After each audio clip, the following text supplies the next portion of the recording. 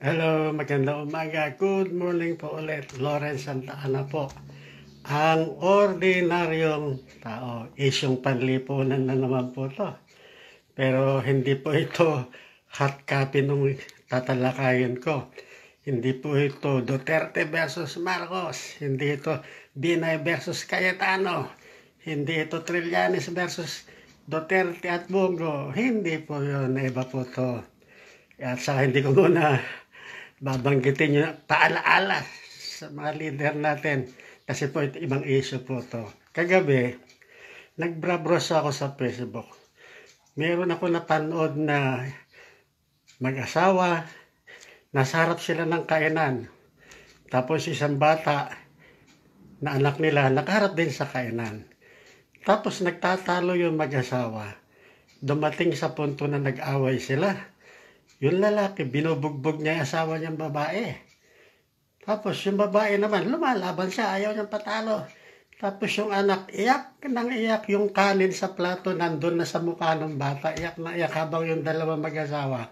Nagbubugbogan, ayaw patalo yung babae, matapang din yung babae. Kaya naisip ko, yung divorce. Yan, sabi ko, dito applicable yung divorce. Sabi ko, bukas yun tatalakayin kong isyong panlipunan. Kaya yun po ngayon ang tatalakayin ko. Divorce law.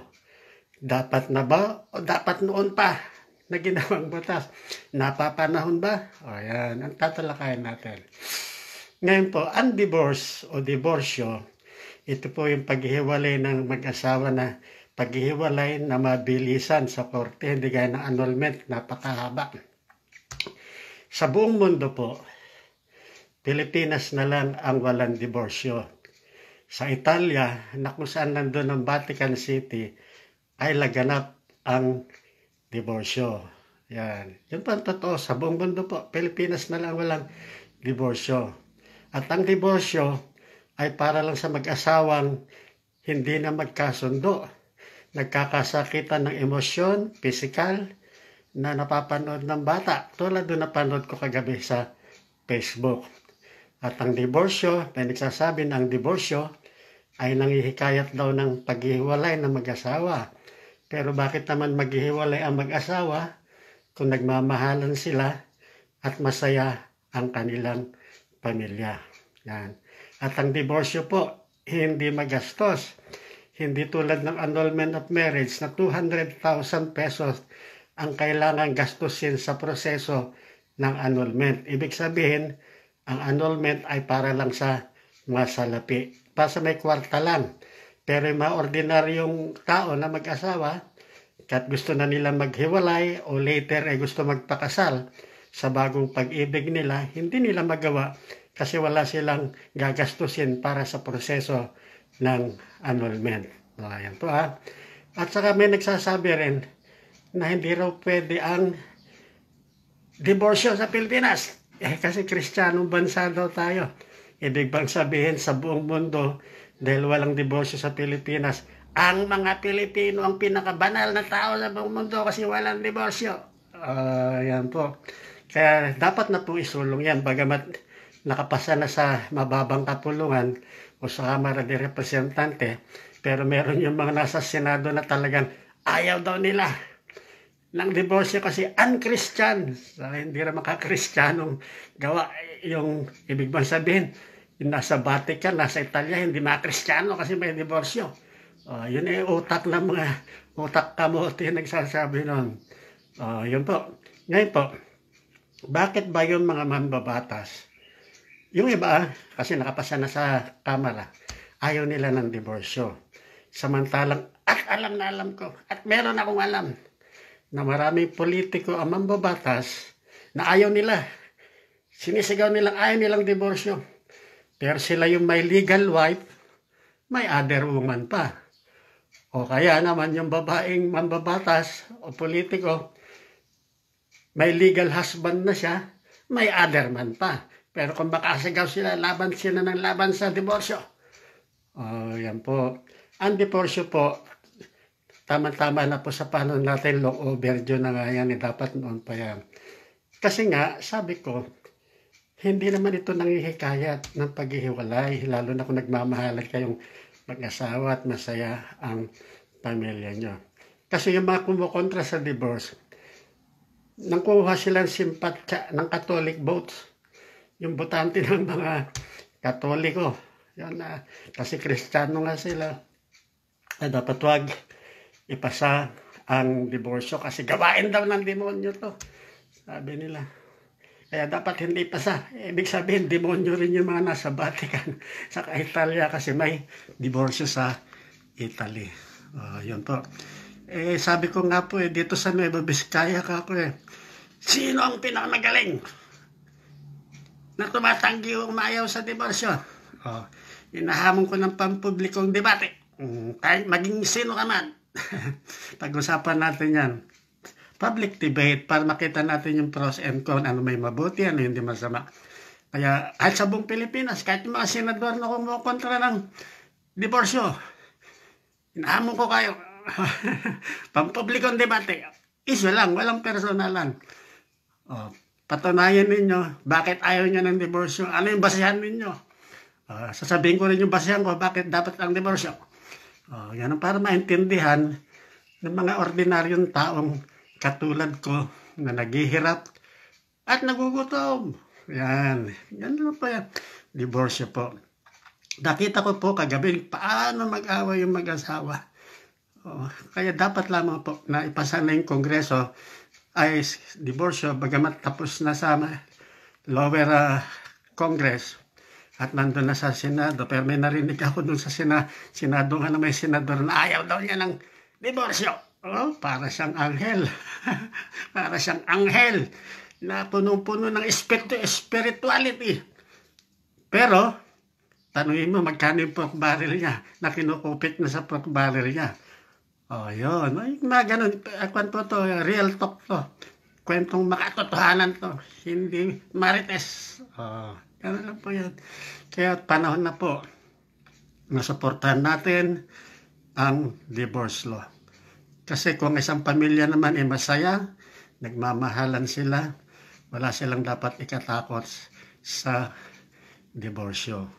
Yan lamang po diborsyo applicable lamang nga po doon sa sabi ko, sa mag-asawang hindi nagkakasundo, nagkakasakitan ng emosyon, kakasakitan ng pisikal, na nasasaksihan ng mga bata. Sa kanila po applicable ang divorce law.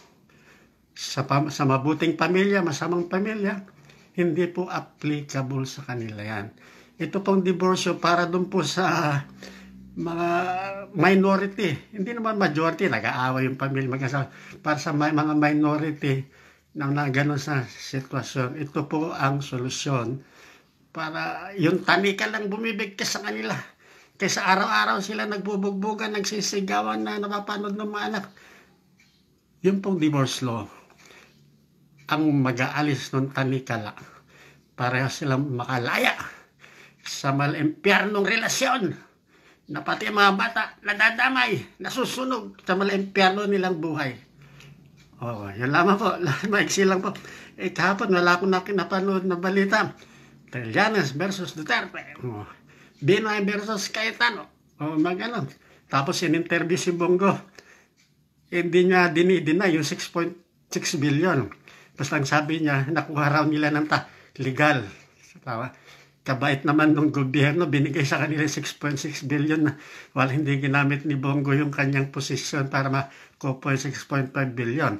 Yung sana tatalakayin ko, pero luma na yun Ano mang politiko, pag magnanakaw, hindi aamin. Ang maganda lang doon kay Bongo, hindi niya dininay. Na wala yan 6 billion, 6 hindi totoo yan. Inamin niyang meron 6.6 billion impliedly, pahiwatig. Pero ang kinakatwiran niya, kahit piso daw, wala silang kinita sa kontrata na yon sa gobyerno. Maniniwala kayo na wala silang kinita kahit piso? Samantalang sabi ni Duterte, bilyonaryo itong Bongo. Yan lang yun. Sideway lang, hindi ko pa tinalaka yun dahil marami na nagtalaka yun sa sagot ni Bongo sa akusasyon ni Trillanes. Sabi pa niya, rehas na yan, rehas pa ulit-ulit na yan. Talaga namang rehas. Kasi nung panahon ni Duterte, sabi nga ni dating Senador Trillanes, ito, yung mga nakopo ni CLTG, Christopher Lawrence Tesoro Construction, 6.6. Pero hindi ako magpapail ngayon kasi ang nakaupong hari, si Duterte, walang mangyayari. Pero sabi niya, parang sinabi niyang pagkatapos, bumaba ng hari sa Malacanang, si Duterte, ipapail ko yung kaso. O kaya ginawa, yung pangako ni Trillanes na ipapail niya, ginawa niya na. Tinupad niya. Kaya ang gawin dapat ni Bongo ngayon, si Duterte, patunayan nila na hindi sila gumamit ng impluensya o posisyon para makuha yung 6.6 billion. Kasi sabi nga sa plunder lang, tinalakay ko, di ba? Kapon, yung nagkamal ng sandamakmak na salapi na 50 million pataas. Naggunamit yung tumanggap ng kickbacks. Yung gumamit ng posisyon para magkamal ng sandamakmak na salapi. Yun yung under plunder law na sinasabi ni Mr. Google under Republic Act 7080. Sabi ni Mr. Google, yan Mr. Lawrence Santana, yan ang plunder. Sabi sa akin ni Mr. Google, sumagot si Mr. Google. Sabi ko, huwag mo kong tawagin Lawrence Santana. Tawagin mo akong Ka-Lawrence. Sumagot si Google. Tawagin mo rin akong Ka-Google. Sabi ni Mr. Google. Kaya tawag ko ngayon kay Mr. Google, Ka-Google. Tawag naman niya sa akin, Ka-Lawrence. Medyo maganda na yung usapan namin ni Mr. Google na sabi ko, magtatanong ako, sasagutin mo. Habang dala-dala mo yung cellphone mo, kahit nasaan ka, kahit anong itanong mo. Sabi ni Mr. Google, sasagutin ko. Anything under the sun.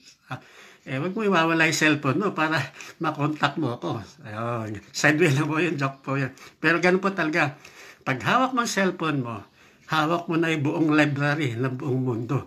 Kahit anong tanongin mo. Kaya lang, dapat alam mo yung tamang tanong kay Mr. Google. Baka hindi niya maintindihan yung tanong mo. Kaya dapat yung tanong mo proper. Tumpak yung tanong mo para masagot kayo ni Ka-Google. Yan lamang po, divorce law. Dapat na pong ipasa at ang divorce para sa mag-asawang di na nagkakasundo, nagkakasakitan ng emosyon, pisikal na nasasaksihan ng mga bata. At hindi magastos. Di ba? Sa annulment, napakagastos. Abogado pa lang, 200,000 na. Pinakababa yun. Di ba? Tingnan nyo yung mga balita. Sino yung nakaka-avail ng diborsyo na aproban? Mga artista, mga sikat, mayayaman. Si Chis Escudero, senador. Si Coco Pimentel. Diborsyo. Kasi may pambayad sila. Paano yung kaibigan kong magbubuti na araw-araw sila nag-aaway ng asawa niya? Saan sila kukuha ng pangbayad ng annulment? Di ba? Si Coco, si Chis, para yung annulment. Kasi mapera sila. Kaya ang annulment para sa mayaman lang. Yung kakilala ko araw-araw, pwede ba pa sila magpa-annul? Kahit gusto nila magkawalay, wala. Pang mayaman lang yung annulment. Yun lamang po Divorce law, hindi magastos. Parang filing fee lang gagastusin mo doon. Filing fee. Tapos kung kailangan nyo na abogado, may kakilala kong abogado, papakailin pa kayo, libre. Natutuwa siya, nakakatulong siya. Ganon. Ang abogado, isip ko ang pag-abogado, hindi ito palang para maging yumamang ka. Dapat ang goal mo para mag-abogado ka, may bigay mo, hanapin mo ang katotohanan at ibigay mo ang katarungan kung kanino nararapat ang katarungan. Give justice where justice is due, sabi sa English. Dapat yun ang mindset ng abogado, hindi yung puro kwarta. Pag namatay ka tulad ni Steve Jobs, namatay si Steve Jobs sa edad na 56. Alam niyo na nakaratay siya, basa ko, sabi niya, yung kotse ko na, kung sa piso sana, 30 million pesos yung kotse niya. Tapos yung mumarahing kotse na $20,000 lang, pareho lang din makakarating sa pupuntahan, sabi niya. Yung relo ko, na worth $2 million, sabi niya. At saka yung mumurahin na relo, pareho lang din na nagbibigay ng tamang oras. Yung malalaking mansyon, sabi niya, na maraming mansyon, hindi mo naman tutulugan one at a time yun. Sa isang gabi, matutulugan mo, bayal ba, 5 yung mansyon mo, matutulugan mo. Tama na yung merong hihigaan ka na kasya yung likod mo. At ang hiling mo lang naman, kaya matutulog, magpahinga ang utak mo napagod, magpahinga ang katawan mong napagod. Kahit 5 mansion mo, halimbawa, sabi ni Toto Kosing, 2 yung mansion ni Lito Lapid sa Amerika. Natutulogan ba ni Lito Lapid yan? Hindi, mamamatay na siya, maiwan yung mansion doon sa Amerika. O, di ba gan? Kaya kayo mga durobong senador, congressman, matuto kayo kay Steve Jobs. At sino ba si Steve Jobs? Siyang founder ng Apple Computer. Napakayaman niya. Kasabi niya nga nung nakaratay na siya, kung meron isang tao na aapuin niya yung sakit ko, bibigyan ko ng $1 billion. $1 billion. Sabi niya, halimbawa may dumating, Mr. Jobs, aakuhin ko yung sakit mo, bigay mo yung $1 billion. Pero wala siyang nahintay na ako ng sakit niya, tapos bibigyan niya ng $1 billion. Meaning, ang buhay ng tao ay priceless. Walang halaga, walang katumbas. Kaya kayo magnanakaw na durobo na senador, congressman, politiko. Kahit bundatin nyo ng kwarta yung tiyan nyo, hindi nyo maitutumbas yan, hindi kayo maililigtas yan kapag kayo ay nasa malapit na kayo sa destinasyon ninyo. Sabihin, nakarama kayo, hindi kayo maililigtas na maninakaw yung salapi. Okay, pasakali lang po yan. Basta ang bottom line ko po isyong panlipunan.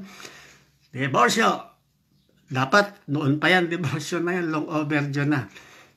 Kaya, yun po, supportahan po natin ang diborsyo. Kayong mga senador na kumukontra sa diborsyo, inahamon ko kayo ng pampumili kong debate. Paliwanag nyo kung bakit ayaw nyo ng diborsyo. At papaliwanag ko naman, bakit napapanahon at long overdue na dapat matagal lang may diborsyo. Okay po, Lawrence Santana po, ordinaryong tao, isang panlipunan lamang po to. Thank you, good morning.